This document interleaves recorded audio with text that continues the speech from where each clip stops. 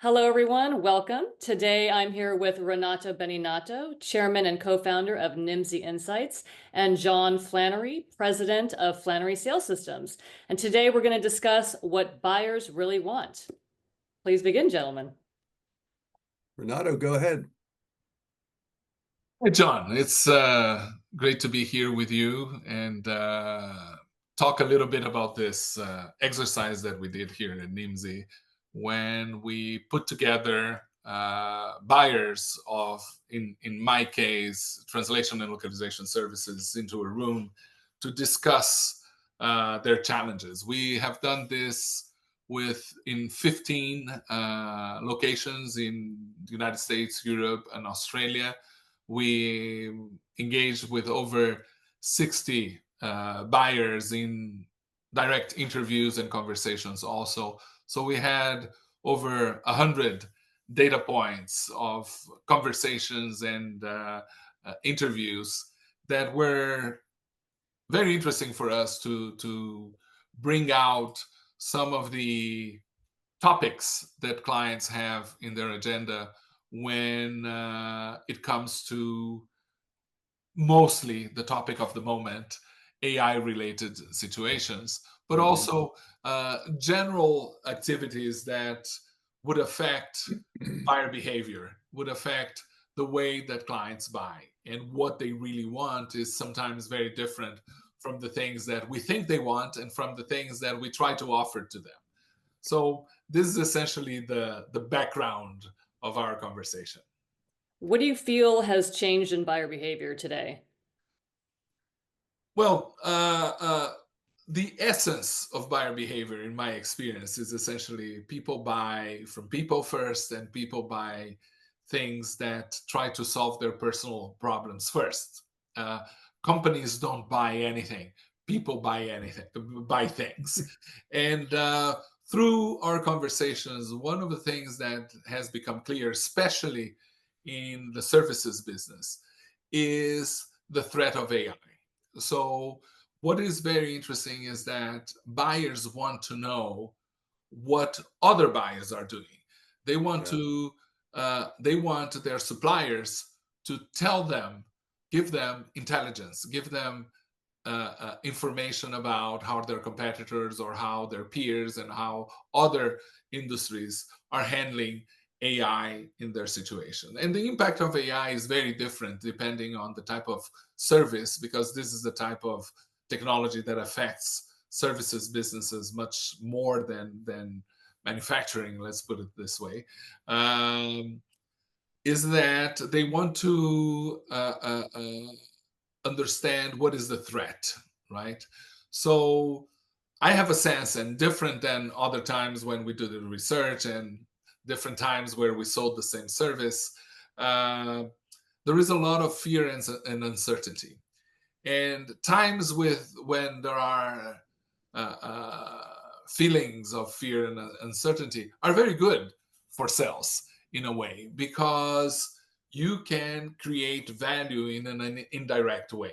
You can create value by giving them assurances, certainty, those intangibles that are very important in the relationship. So I don't think that buyer behavior changes much. What changes is the circumstances that Yeah. drive the behavior. Right. And Yeah. John, from your perspective, what do you feel like has changed in buyer It, behavior? it's so interesting, Renato. We've been working together for 20 years. Renato hired me, beg your pardon, 25, 2000. Yes. And in a workshop at the time, before I started doing work with Renato, he talked about buying behavior. And your last comment, I think, is the overarching theme in terms of what do they want doesn't change that much. What does change are the circumstances or the markets. And the market is all eyes on AI at this point. There's other things going on. There was other things going on in 1993 when there was a recession. In 9/11, things happened. In the Great Recession, things happened. In COVID, things, all sorts of market factors impact it, Renato.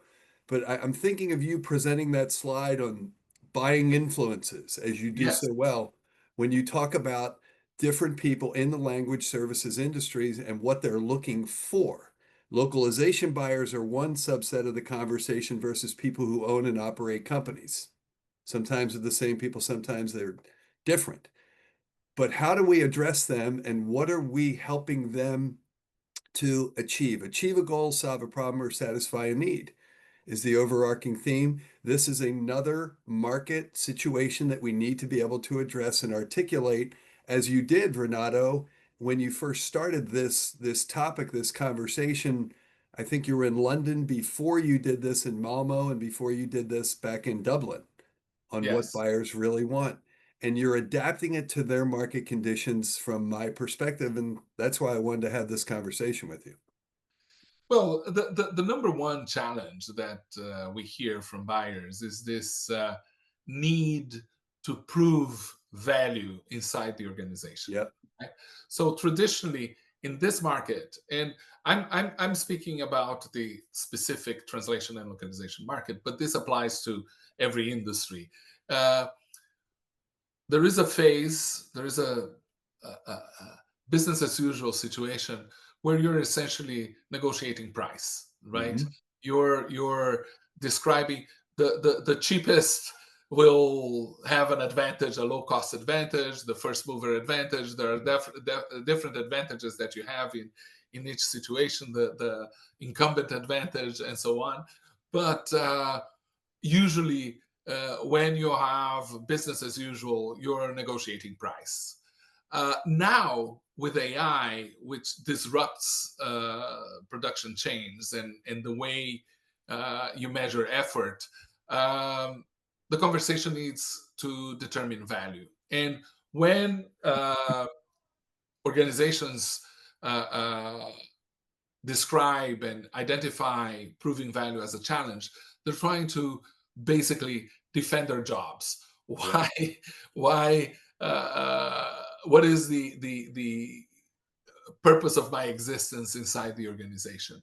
And to do that, they need to change their metrics. They need to change their conversations. They need to change how they talk to their organization, because this need to prove value comes from the top, right? And which is connected with the second challenge that we have identified, is this AI anxiety that permeates the organization. They hear a lot of hype from the market and from their suppliers and their vendors.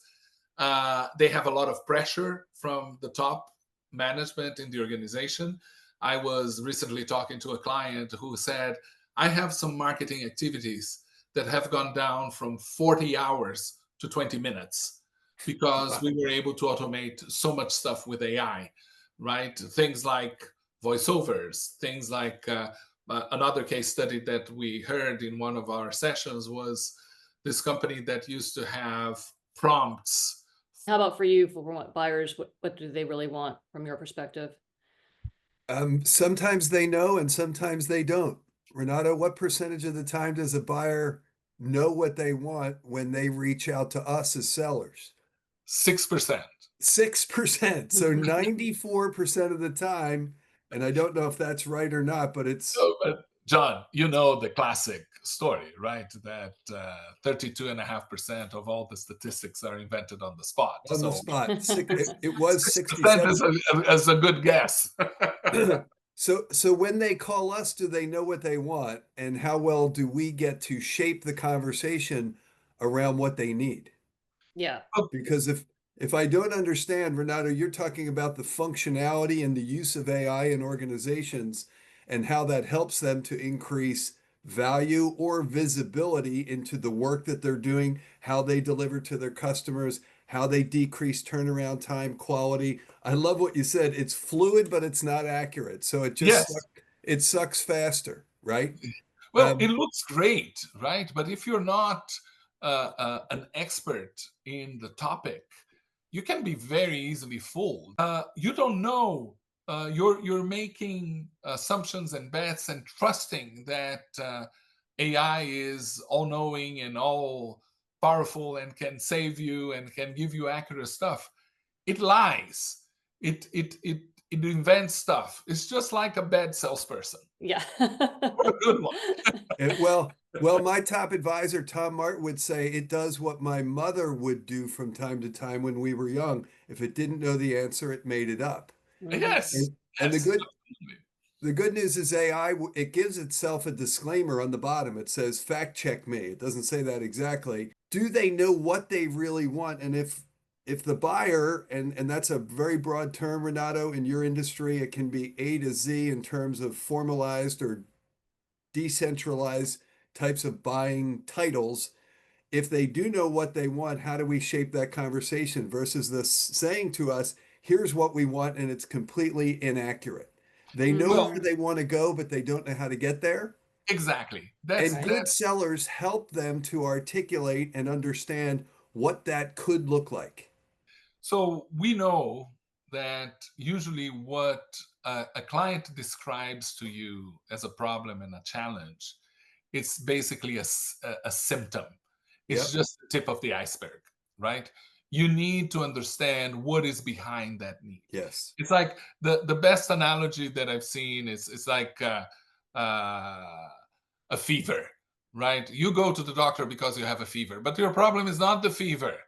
The problem is an infection, an Yep. inflammation, poisoning. There are many ailments that can have fever as a symptom. But what drives you to the doctor is the fever, is that symptom. Yep. And very frequently in conversations with end clients, what they are describing to you is a symptom. It's the visible part of the problem, and you need to peel that onion. You need to have a conversation, an interrogation, a question and answer interview with the client to drive the conversation to the root cause, right? Is the person I'm speaking to working on strategy, operations, or tactical execution? Well, 90% of the people in my business in the language industry we're talking to execution, to middle Okay. management. And Okay. middle management doesn't think strategy. And this is where you as a salesperson can create value, to give them tools to speak to the stakeholders in the organization. For How sure. do you change your language from the language of our business, whatever that business is? In my industry is translation quality, price per word, reuse of words, etc., Yeah. etc., etc. How Turnaround do you time. change that conversation to the language of the company, the Yeah. language of your stakeholders' boss, right? Which is asset optimization, which is ROI, which is long-term savings. There are many. Procurement has different metrics than accounting, that has different metrics than the executive team. How do you align your function to the overall goals of the organization? And this is a different conversation than talking about the nitty-gritty of your day-to-day activities. Please. Yeah, so buyer frustrations, seller mistakes, and how can sellers adjust? Listen, Exactly. I was I thought you were recently, telling me to listen, but that's the only thing. the buyer will tell you at some point. Now, procurement might not tell you, but at some point, the buyer will tell you what they're looking for and why. And when you speak as a salesperson, you should be asking questions. You shouldn't be making statements. You shouldn't be selling. You should be probing. You should be interviewing more than you should be talking. At some point, they're going to want you to come up with a solution. Let's just not start there. Exactly. Could be a short sales cycle. Renato, it is always a pleasure to chat with you. This could go for hours, and it has in different workshops we've done around the world. I'm grateful for the connection to you continually. We continue to work. We did earlier this year in Italy, and what a treat to get you on here with Melanie to really understand what buyers want. And you framed it so well as markets have changed over the years. And I think your value through NIMSY and other organizations you work through is really has no limit. So thank you so Thank you, much. John. Thank Thank you, you man. both. It's fantastic always to have an opportunity to talk to you. Thank you so much. Thank you. Take care, both Take of you. care.